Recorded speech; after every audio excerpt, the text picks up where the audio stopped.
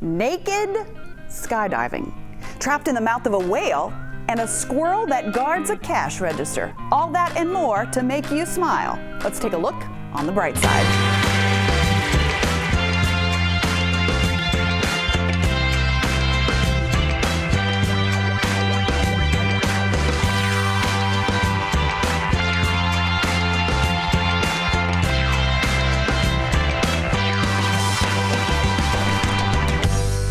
My friends, and welcome to the bright side. I'm your host, Jen Dalton. Bob is still on vacation, so you're stuck with me for don't worry, just one more episode.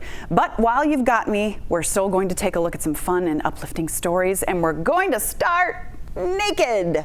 Don't worry, it's not me. This guy's naked. Now, as we know, skydiving is daring enough, but imagine skydiving nude. And not just once, but 60 times in 24 hours. That's what Ryan Knuff did in Nebraska. And it was for a good cause. Ryan wanted to set a world record in honor of a fellow skydiver friend who died by suicide. Skydiving naked apparently is a common tradition for a diver's 100th trip. Ryan says his friend passed away just before his, so he's also teaming up with the Movember Foundation to help raise money for suicide prevention. My passion and what I have available to me in life, I have skydiving. I love it more than anything. And I sat down and I started thinking, what can I do to help? The thing is, there is no record of the most skydives naked in one day, so Ryan contacted the Guinness World Book of Records to document his own. They told him anything over 25 and documented would qualify, and he now has his name in the record books. Interesting doing those interviews, I'm sure. Quickly though, just before we move on, I want to say that the suicide prevention hotline is 1-800-273-8255 if you need them. They're fantastic. Now, time for some shout outs. Shout out to this guy who survived being in the mouth of a whale. A lobster diver is recovering this morning after a bizarre run-in with one of the largest creatures on Earth. He says he was about 45 feet deep in waters off Cape Cod when all of a sudden he felt a huge bump and everything went dark. And then I realized, oh my God, I'm in a whale's mouth. Yeah, that's kind of scary. 56-year-old Michael Packard says he was in the whale's mouth for about 30 seconds. Then the whale surfaced, shook its head, and just spit him out. He was rescued by a crewmate on the surface boat. I saw Mike come flying out of the water feet first with his flippers on and land back in the water. So I jumped aboard the boat.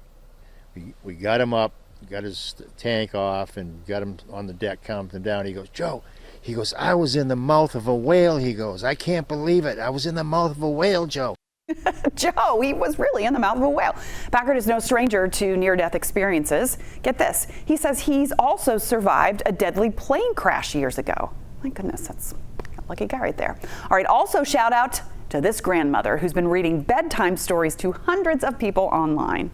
Said his sister, it's Dewey, read more books. Dewey squirmed. There is a cat in the library. That is Grandma Betty from Iowa. She has about 400 fans on Facebook. Her granddaughter Haley captures every reading on her phone, no matter the age. Grandma Betty says both children and adults tune in every week.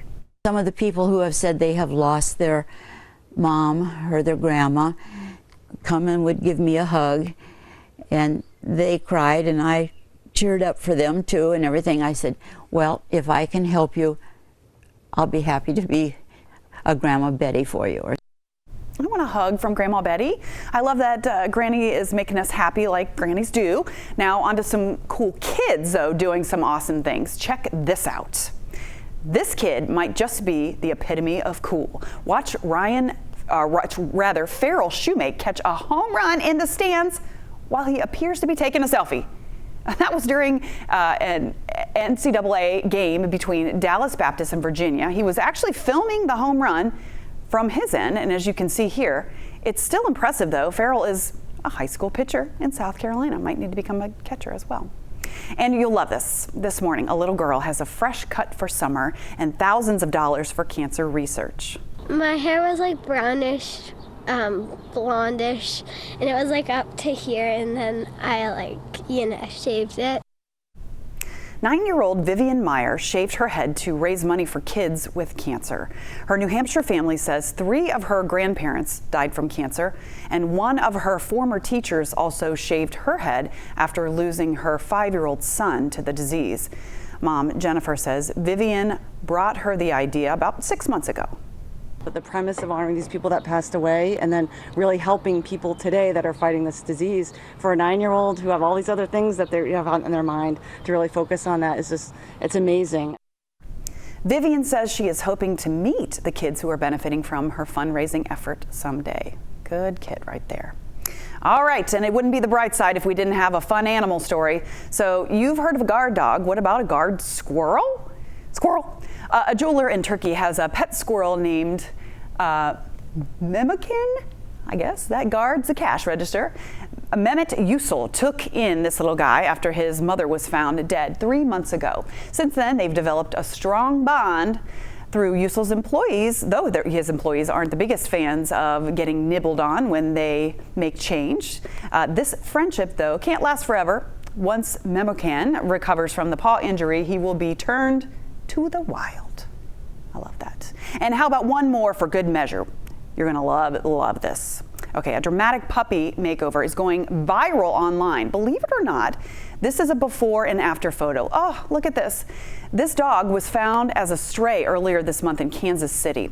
The person who found him wasn't quite sure what kind of animal he was at first, but once he realized there was a dog under that matted fur, he called in Casey Pet Project workers who put the dog under and managed to shave 6 pounds of fur off of the 11-year-old Shih Tzu.